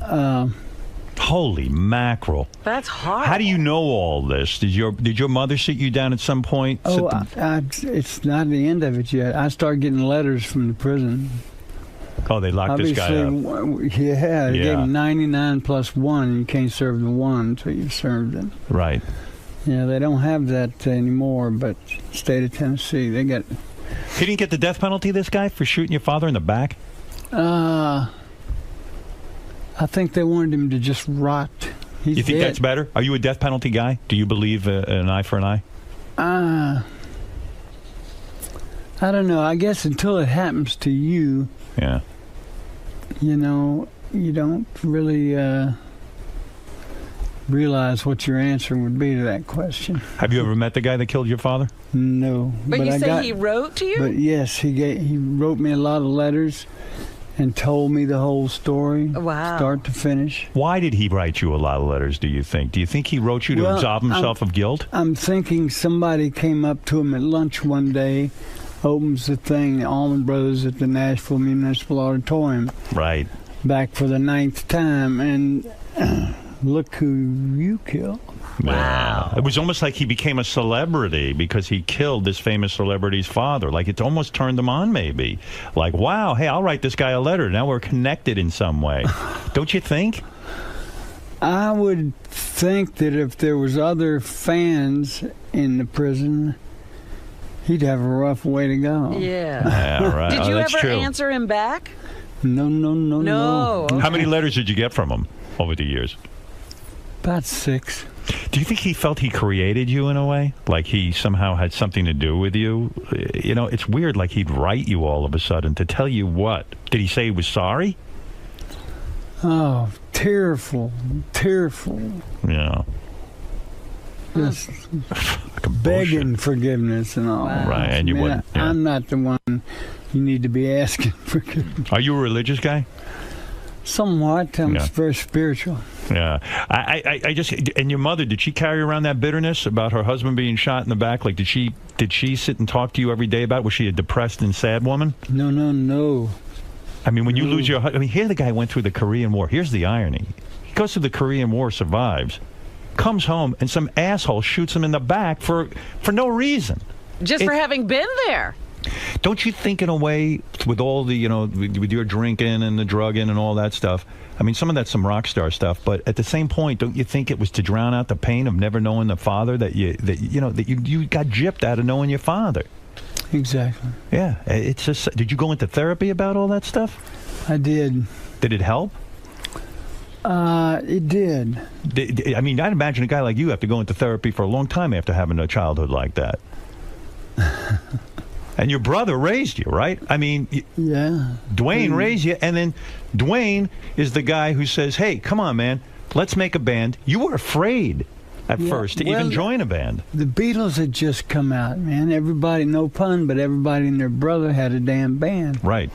And there was some competition, serious competition out there. And you were thinking sensibly. You were saying to yourself, hey, look, man, yeah, maybe I'll join this dopey band, but I got to go get a real career. And you wanted to be a dentist or some sort of doctor, didn't you? Dental surgeon. A dental surgeon. Where the hell did you come up with that? Imagine Greg Allman's your Allman working dental on surgeon? your teeth, yeah. Hey, sing me a song, Doc. What? Seriously, I mean, where did you come up with dental surgery, boy from the South? Well, were you a good student? No. I was a very good student. Oh, were you? Valedictorian 2 years. Get the hell out. You were the valedictorian of your high school. Twice. Were you? And so you said, I'm going to take my brains and use them toward a stable career. You were thinking. I went to military school in the 3rd grade, 4th grade, 10th grade, and 11th. Your mother sent you away? My grades were going... Why? Because your brother was a bad influence? No, because of the guitar. Music, huh? You found the guitar, and the guitar distracted you so much you couldn't study anymore. Oh, man, I rarely ate. But the guitar was an obsession with you. Oh, yeah. Isn't it weird, though, you never became like a lead guitarist? You were. I was at first, and my brother sang. My brother could not sing. You guys got mixed up. And I could not play. You know, it's a funny thing. I think you dispel this in the book. You know, and I think of you and your brother. I get this romantic notion of the two brothers against the world, you know, playing in a band. But there was a lot of shitty times between you and your brother, right? I mean, you had a lot of resentment toward your brother. It wasn't all, like, super wonderful. It always seemed to me that Greg was trying to bolt the band. Yeah. Was your brother a prick to you at times? Was he just really mean to you? Is that because older brothers can be that way, right? Oh, yeah. Yeah. I mean, would he beat you up physically? And because he felt he had to be the man in the family and teach you a lesson, right? And so he was going to be the leader of the band, too. Right. Yeah, it was kind of a happy, sad type thing. You know, he could, and did usually, see to it that I got an ass whipping at least 3-4 times a week. Wow. When you say an ass whipping, how severe was it? Oh, well, no, I mean, it's not breaking any bones or anything. But he'd punch you in the face, right? Oh, yeah. Yeah. That's pretty fucked up. I've seen brothers fight, and it can be vicious. So, do you ever say to yourself, well, why wasn't my brother more loving than me? You know, why? Do you think he was taking out do you think he was angry with you because he had to be a father to you? Like, you gave him all this responsibility? Well, at the same time, I know this might sound strange, but at the same time, he, I mean, if anybody else tried to mess with me, oh, look out. Yeah, but that's trying to make something good. I mean, he had no right to sit there and beat the shit out of you, and your mother was probably... Right, you were his punching bag. Nobody else could punch you. You see, and your mother didn't protect you through all that, did she? Nope. No. So that's what you're really angry about. I mean, that's what the drinking and all that shit leads to, right? That comes from all that anger, right? Could be. Yeah, I would say so. I'd be pissed. But then you wind up losing your brother. Well, before we get to that, so when your brother says to you, hey, let's start a band called the Allman Brothers Band, you probably said to yourself, I don't want to throw in this maniac. I finally got rid of him. I finally don't have him punching me in the face every day. Right? I mean, why in your right mind would you join the Allman Brothers Band with the brother who was so brutal to you? Did you ever think about that? Yeah. Well, he had a smart technique with you. He'd challenge you, wouldn't he? He'd say to you, "You're a pussy. Why don't you join this band? What are you, afraid to write a song?" Like he would like almost attack you for being a pussy for not joining the band, right? Everything was a competition. Yeah. Is that true? Not on this particular case, but in other things in life, yeah. Yeah. I mean, it's a weird thing. And for you, had you ever written? Did you used to write songs with him? Is that how it started? Because I mean, you were the songwriter in the family. He needed you more than you needed him. The songwriter's the backbone, right? Right. Yeah. Got to have something to play. So he gets you in the band, and turns out you wrote some pretty damn good songs, but you were afraid to write, right? Afraid to write? Yeah. Like, I mean, where do you get the balls to come up with a song and think it's any good? You know what I mean? When you're writing a song like, I don't know. Who has the nerve to write a song? Yeah, I mean, did you ever say stuff? Shit, I'm supposed to be a dentist. What the hell am I doing writing songs? Don't you think that the Allman Brothers Band created a genre of music? I was thinking about this yesterday when I knew you were coming in. I said to myself, like, Lynyrd Skynyrd, The Outlaws, Marshall Tucker Band, all these southern rock bands. Before you guys, I don't think there was even a genre of music like this. Can you think of anyone who was doing anything like this? No. So, I mean, you're as innovative as any band out there. Do you think you get your credit? Do you think you get due credit? No. Why do you get not enough credit? Why do you think you're, I'm not going to say disrespected, but why do you think you're not more respected? Well, I don't know. We just, we're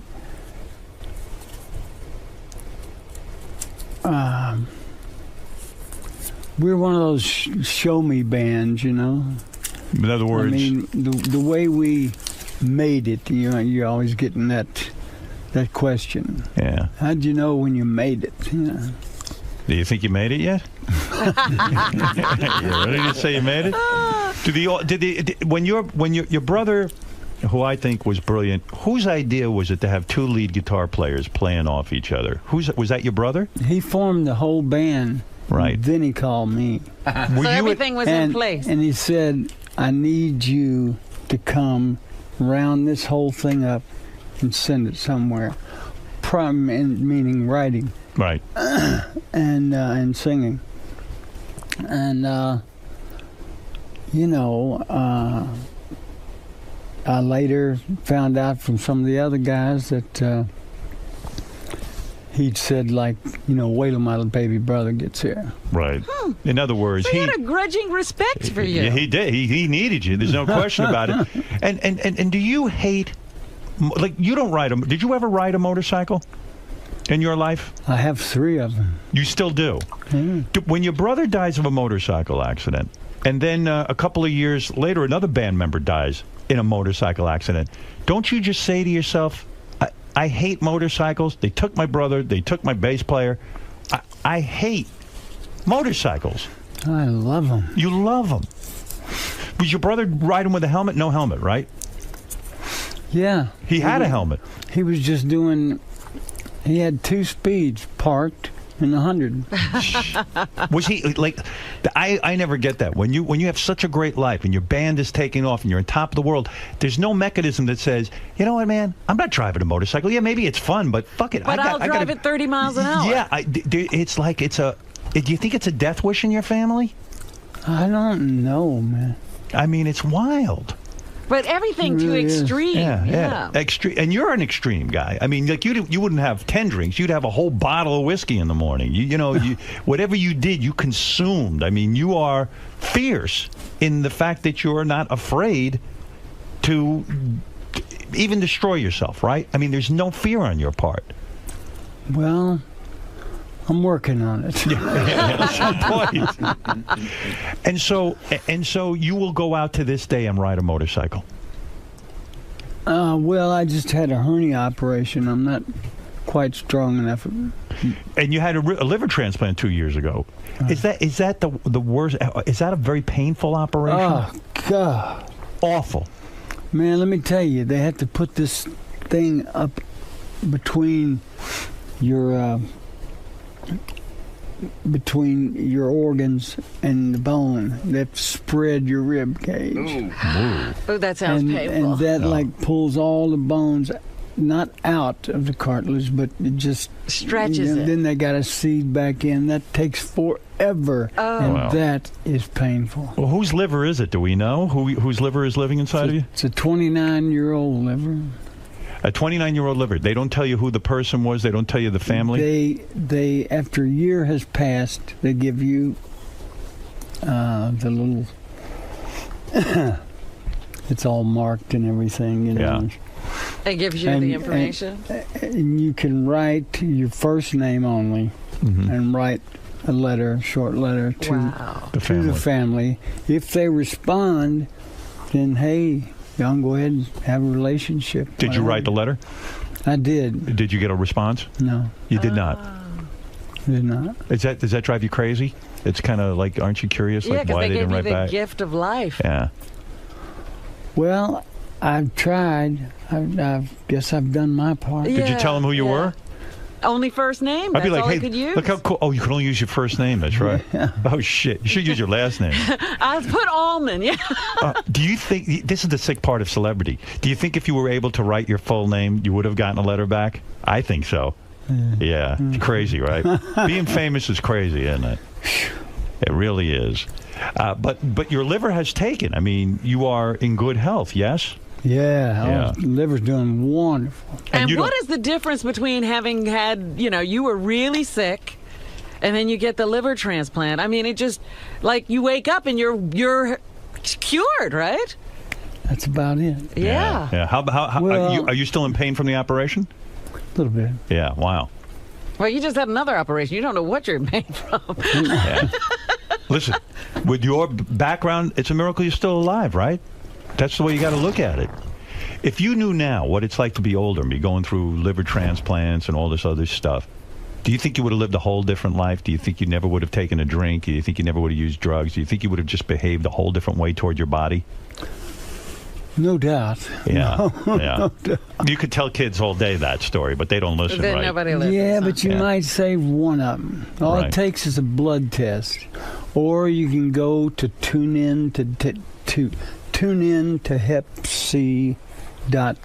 They say a lot of people, particularly in my generation, should be tested because they don't know they have Hep C. That there's a lot of people who have it. And you believe you got it from a bad tattoo needle. Right, that's what the doctors think. I mean, I'm looking at all your tattoos. You got a lot of them. Yeah. And so back then, when you got your tattoos, it's not as prevalent getting tattoos. When you got tattoos, it was a little more edgy, right? Now everybody's got a tattoo. Right.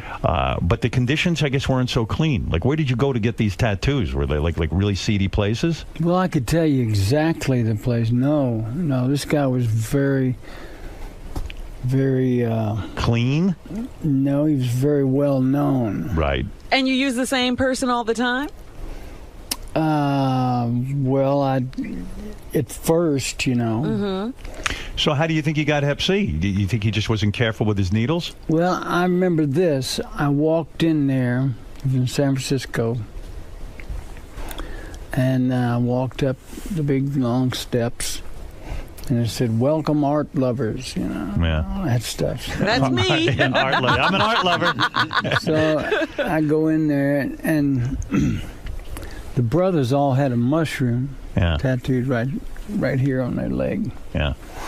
And what the hell was that about? My brother's idea. Well, that's our logo. Yeah, but I'm just saying, why was the mushroom the logo, do you think? Because of magic mushrooms and stuff? These people came up from Gainesville, Florida, where they were studying some kind of medicine, and they got a hold of a tabbing machine. And so they trounced out through the cow patties and picked just mushrooms, big bags of mushrooms. Right. Then they were able to get the essence out. Yeah. Mix them with a little just nothing. Yeah. To form the tab. Wow. I mean, it's one thing to get caught with drugs, but you get caught with a tabbing machine. Oh. Yeah, that's a different story. That's like a manufacturer, right? Yeah. Yeah. So you go into the tattoo place to get the mushrooms on your legs. Right. Yeah. And I got another one up here of a centaur. Right. Anyway, I woke up and he had a desk. It was turned sideways. And there were 2 galvanized buckets. One of them was just clear. Could have been water, could have been gasoline, could have been vodka, I don't know. Right. And the other one, it looked like real dark red wine.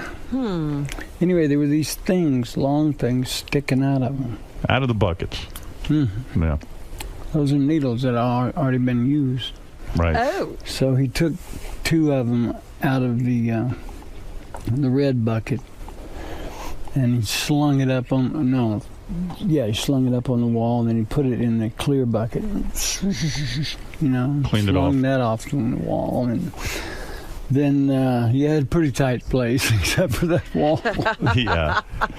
But you can tell, I mean, it was blood. Right. I'd never been there before. I didn't know what the whole protocol was.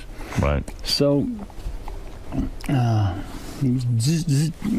what you want and what color. Can you imagine? I could have gotten AIDS, man. I got off easy. Yeah, you actually did. I mean, not that, listen, Hep C. Nothing's easy. I mean, losing your liver. Right. Then long about... Do you hate your tattoos because they gave you Hep C? Do you hate them? No. No. You don't have that feeling about it. Do you ever say to yourself, shit, I never should have gotten tattooed. What the hell was I thinking? See, I would just beat myself up. If you walked into a room with a guy with a bucket that was red and a bucket that was clear, you'd be on your way out. Well, that's true. But this is long before ago, any AIDS. Yeah, right. You didn't think about it. Oh, I forget that you came up in the era before AIDS, so you must have had tons of sex. Well, you kidding? Well, of course he did. He was a rock star. But you want to know something that's weird? You know what? I remember being in college, and I remember listening to Eat a Peach and stuff. Yeah. And I never used, I think sometimes I used a rubber with a chick, but sometimes I didn't. Right. Like the chick would be on a pill because you didn't know about AIDS or anything else. None of that stuff. I don't ever remember. You know, there was a period of time you didn't think about it. Just all you thought about was you could possibly get somebody pregnant. Right. Or, some other sexual disease, but you could take get a shot for it. And nobody wanted my baby, so I didn't worry about getting anybody pregnant. Nobody was looking for me to be the father of their kid. Not with this face and my income. Yeah, it was free love. Yeah, free love. Yeah, well, everything has a price. We didn't know that then. Hey, did you once see Jimi Hendrix play live and you were not impressed? Is that true? Like, you didn't think he was that great? You got the wrong guy here. Do I? I believe so. You loved Hendrix, right? Oh, yeah. And you saw him play? Briefly, hanging over this wall. What was he doing? He was high as a kite, I guess, huh? Well, no, he... was he high as a kite? Yeah, why was he hanging off a wall? No, I was hanging off. Oh, you were hanging off the wall. Yeah, that's how you saw him. I was backstage at the Atlanta Pop Festival. And he came on real late, man.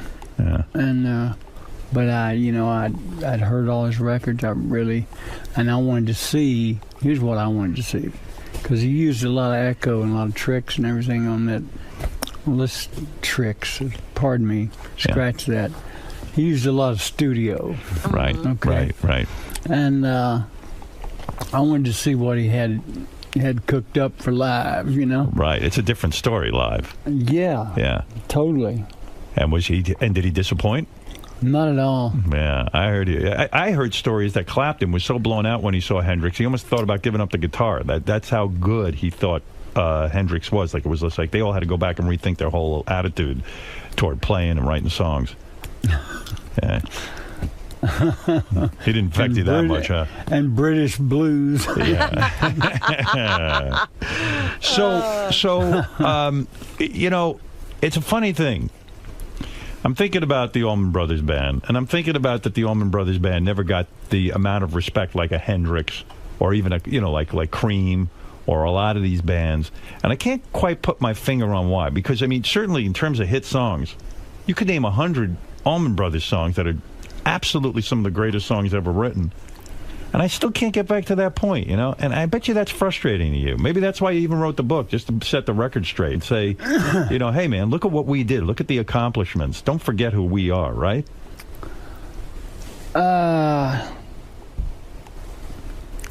Might have been, yeah. I might have thought about that.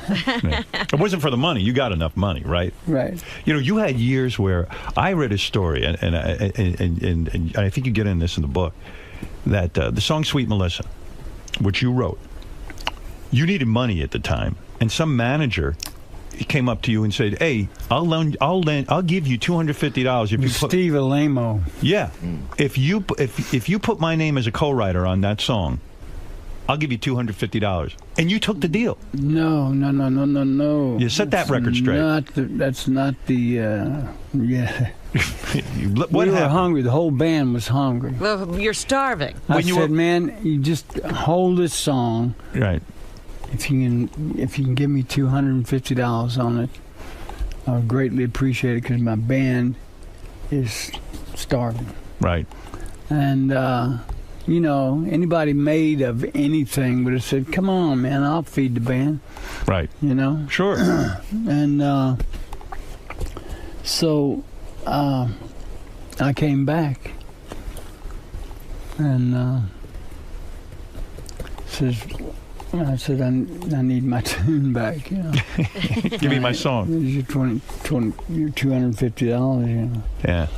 And he said, I'm sorry, I don't think that's the number we were talking about. Yeah. I said, we weren't talking about any number. I said, all right. And I see what he was playing, and I said, well, how about 10,000? And yeah. So I just said something really foul to him. Yeah. He's a real parasite. And he put his name on the song. I know. And he still gets money? No. How'd you get the song back? Well, I have a good attorney. Yeah. Boy, musicians really do get fucked over, right? Because you're so busy being a musician, you're not sitting there worrying about the And laws. it's almost like mobsters, some of these guys you run into. Yeah. Huh? Are you bitter about the music industry? Because, you know, even by the time you wrote Sweet Melissa, I mean, the band was doing okay, right? I mean, you guys were starting to happen. No. That's the first song I ever wrote. Oh, is it? Yeah. Oh, I didn't reerealize that when I was 17. No kidding. Was it about an actual girl named Melissa? It was I was out on the road for the first time. Yeah. And I guess I was a little homesick. So I just invented this girl, and I wrote the whole damn song, except for the title. But back home, he'll always run to sweet Barbara. Don't work. To sweet, you know, we need 3-syllable now. Yeah. So I finally just, anytime you get hung up on something, it's best just put it down. Yeah. And when you pick it up again later, who knows? Maybe you'll have different thoughts. I saw you guys play at the Fillmore. You opened for Blood, Sweat, and Tears. You opened for Blood, Sweat, and Tears. Let me finish this story. Go ahead. Oh, yeah, Sweet Melissa. Sorry, I thought you were done. So it was my turn to go to the grocery. Right. And get coffee and sugar and all that stuff. Beans and bacon, you know. All the good stuff. Out on the range. Right. Anyway, me and another person were the only ones, because it was like 4 a.m. And so this was an old Spanish lady, I guess her granddaughter. And, you know, she was a real big lady, and she had, you could tell that she was just she couldn't speak much English at all. Right. Anyway, the little toddler had just learned that she had legs that worked.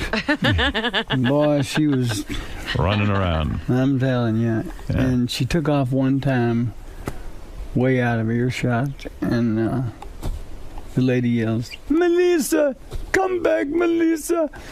I went, oh. There it is. Melissa. Sweet Melissa. I started to go up and kiss her on the cheek, but she'd probably call the law. You know? That was it. The 3-syllable name you needed.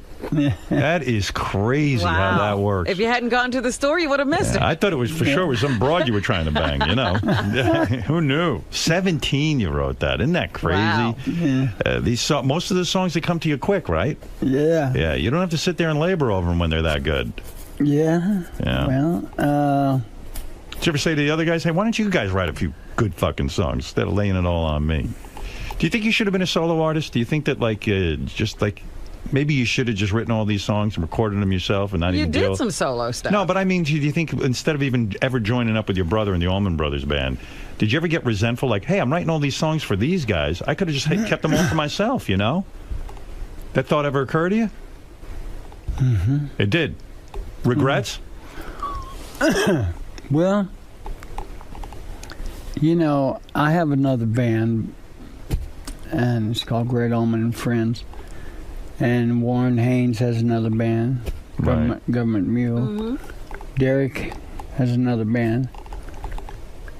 But you know what? It just ain't like playing with the Allman Brothers. Yeah. It's just, it's that thing. It's that thing. Yeah.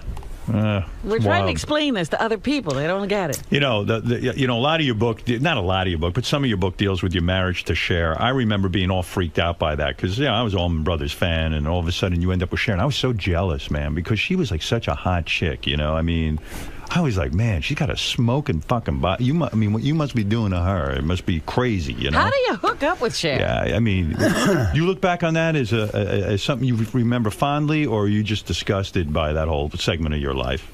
No, I look back on it very fondly. You tell some great stories. I mean, the story... It would be a wonder, because you just wouldn't imagine Cher and Greg hanging out in the same place. No, in fact, I remember when All Man and Woman came out. I don't mean to bring up any bad memories, but I remember that album, All Man and Woman, and you describe in your book, I get it. Like, you're married to the woman, she says to you, hey, you're a great songwriter, let's do an album together. And you're like, hey, she's my wife. I can't say no. Yeah, she's a singer. I'm gonna make an album with her, and you did, but you were not fond of the album, right? You just kind of. Well, it started off. She said, "I want you in there," I mean, she says, I got a producer, but maybe you go in as co-producer. I forget who. Who was producing it? Some dude. Oh, wasn't that Perry guy? No, Rick Perry or something. What the hell is that guy's name? I don't know. Oh, he was the governor of Texas. Right? Yeah, really. I don't know. Yeah, but anyway, so you and Cher go into the studio. She was cutting an album, and then all of a sudden she wanted you in there, and then next thing you know, you're recording with her. Yeah. Yeah, that's crazy. And did you know it was going wrong while you were doing it? I'd say that's a yes. Well, it was a weird scene, right? Because, you guys would go on tour together, you and Cher, and then, as you described, Cher's fans would be fighting with your fans because they were so different. It had to be the weirdest you'd vibe. You'd have the backpackers over here, and you'd have the tuxedos over here. Yeah, it's crazy. And these guys was... throw the bitch off the stage. That's your wife, meanwhile. Was that like a crazy decision in your life? Because you knew each other a couple of days and then you got married. Yeah. I mean, was that like the craziest thing you've ever done? That was her idea. That was her idea. You just went along for the ride, right? Well, no, I was into it a little deeper than that. Yeah. How long did that whole thing last? A couple of months, right? 3 hours. 3 years. 3 years it did? Mm-hmm. I didn't even realize it was that long. Well, it had to have lasted sometimes because Chastity told us the story, Chaz told us the story of you picking him up from school. Chaz was on the show about, I don't know, 6 months ago or so. Do you know this story? You have a question mark. Chaz says you were so out of it that day. You picked her up from school, and then you had to pull over the side of the road and go to sleep, and for a while just Chaz was sitting there with you for a long time and couldn't get home. Do you have any recollection of that? You picked her up and you got home at 11 o'clock that night. Yeah, from school. And Cher was all pissed off. This is what Chastity told me. I don't know. You have no recollection. And you know what, Greg? She says that's the day she decided to become a guy. She'd had it. You don't speak to Cher anymore, though, right? I mean, yeah. Oh, you do? Every now and then. About your son and stuff, right? Yeah. You close to him, or was that an impossible situation? I don't know. He stays abroad quite a bit. Does he? I had him on the show. He's a nice kid. Yeah. I mean, we had a nice conversation and stuff. Greg said that, like, oh, he is? Yeah. But, I mean, sometimes in divorce, that's what happens, right? I mean, it's hard to maintain a relationship with the kids. They usually side with one parent or the other. True? Exactly. Yeah. Is that a sadness in your life? No, because they, well, I got, out of 4, I got 3 musicians. Right. And a nurse. Who you're close with? Well, I'm close with all of them. And Elijah, too? Well, no. No. That's the only one. Well, he stays gone all the time. Yeah. Did you share custody? Did he come visit when he was growing up? He can come visit any time he likes. Yeah? He's welcome. And, yeah. Yeah. And she wouldn't hold him back. Uh-huh. That's for sure. Yeah. And so he comes from time to time. I have all my kids at Christmas. Yeah. Right. The whole damn clan down there. I remember, a friend of mine was talking about the Allman Brothers, and you guys are a legendary jam band. You know, you guys, you've done 6-hour shows. I mean, literally played for 6 hours. Oh, yeah. And that's just from the pure joy of playing, right? I mean, you don't have to stay out there for 6 hours. No. Some friend of mine told me a legendary story about you. He said that he was at one of your shows, and it was going on and on. I mean, you guys were really in the mood to play, And there was a hot chick in the audience. And all of a sudden, the hot chick was gone. And then you left the stage, too, for a while. There was some kind of guitar solo going on, or somebody was playing. Somebody was doing something. The chick disappeared. You disappeared. And then later on, she showed back up in the audience, and you showed up back on stage. Like, you could have a whole life during a jam, right? I mean, you can actually leave the stage, go off, hook up with a chick, and then have a whole relationship. And have a whole relationship in that time that you're off the stage, right? I mean, is that the truth?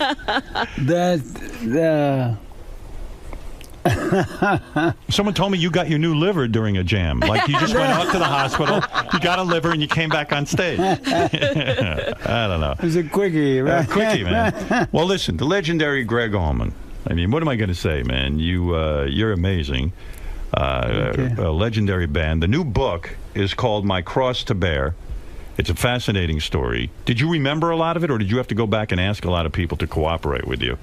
I had...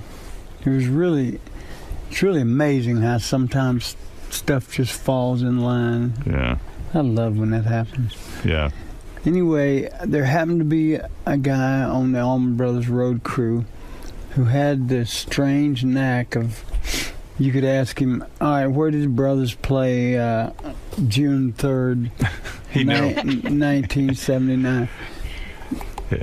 He's the guy. Yeah, I have a guy like that, Gary Baba Booey. He knows everything. I don't remember one thing about my career. Well, save him, because if you ever do write your memoirs, you need the hardest part of it is the chronological order. That's right.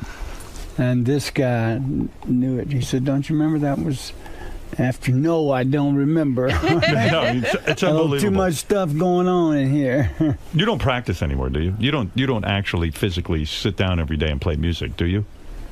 No, I sit down and write. You do? Do you? You still write songs? Oh, yeah. You can't stop that. Why would I want to? And what about your voice? Do you practice singing? Do you vocalize every day, or? I hit the shower pretty heavy. Yeah, me too. But see, I got a studio built onto my house. Uh-huh. Yeah. And it just fits me and my band. And we mainly use it for, like, before a big run. Uh-huh. You know, we'll all meet at my house. And just play the show down. Where do you live? Savannah, Georgia. Oh, no kidding. Yeah. And what's the marital status now? Do you have a... You got a wife, right? A wife? I'm engaged to be married. Look at you. Right. Now, what number wife is this? Oh, please. Come on, seriously. Number 1. The number 1 wife. What? Good answer. Hey, what the hell? You think you got it right this time? I know I do. You have love. You finally have love. And also has something to do with your age, too, right? I mean, you're not the crazy young man who had to feel... You felt like you had to grab everything, you know, every woman, every drug, every drink, right? Yeah. You don't have that hunger anymore. Yeah. Yeah. Exactly. She's some young broad? How much younger is she than you? Oh... I'm guessing 20 years at least. At least. Greg Allman's book, My Cross to Bear, is in stores now. It's a fascinating life. You go into everything. I don't think you avoided any subject. He doesn't avoid any of it, huh? No. I think probably, I thought maybe you would avoid the sort of the sense of history of... there was a terrible time in your life when you got busted for drugs or something, and then everyone accused you of selling out this guy who you had to testify against, and he didn't spend that much time in jail anyway, did he?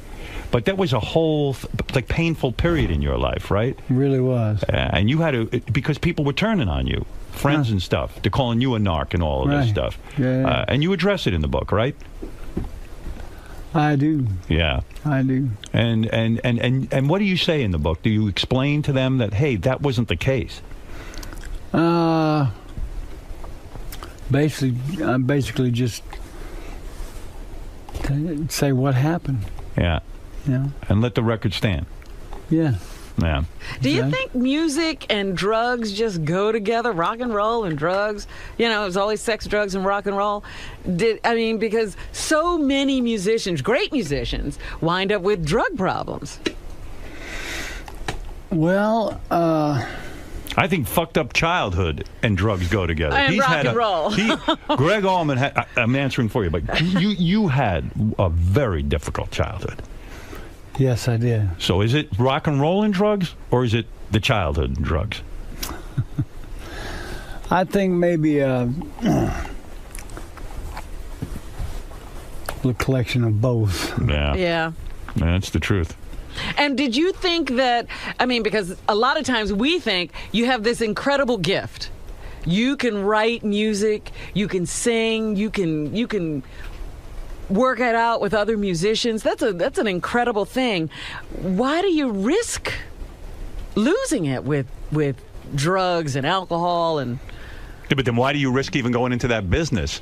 You think about it. It's such a risky business anyway. So you're risk takers right from the very beginning. Rock and roll guys are risk takers. They don't have shit to fall back on for the most part, you know? You didn't go to dental school and then be in the Allman Brothers part-time. But you never sit there and think, I shouldn't take that drug because I might ruin the brain that writes Sweet Melissa. Yeah. Well, now, just hold it a minute. That's a lot on the table.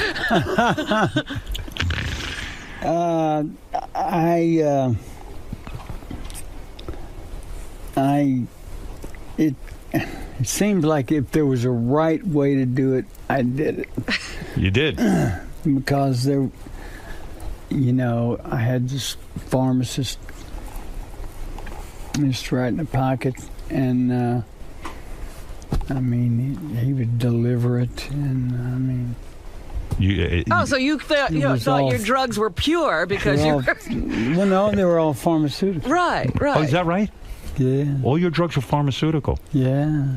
So you weren't a heroin guy. You were more like barbiturates and all that kind of stuff. No, I was a heroin guy. Dilaudid. Oh, Dilaudid. Yeah. That shit's addictive. How the hell did you get off that? Oh, man, it wasn't easy. Did you go to rehab? Went to 14 of them. Wow. But there was always this little voice back here saying, I do the dance for them. Right. When they cooled out, get off my back. I'll get further back. on down, have me a cold beer or two watching the game. What the hell? Yeah. You go from that. By nightfall, you're into the vodka. You talk about drugs. One of the stories in your book is that the first time you went out with Cher, you nodded out. It's amazing she gave you a second date because you nodded off, right, during the first date. I was a little tired. Yeah. I was going to say, was that drugs or was she boring? Come on. Yeah, maybe she was boring. No, she was not boring. Not boring. Yeah. No. And you even say in your book that sexually, you guys, when you finally had your night of passion, it was the second date. For some reason, she gave you a second date. She says, I think she even claims it was the most dynamic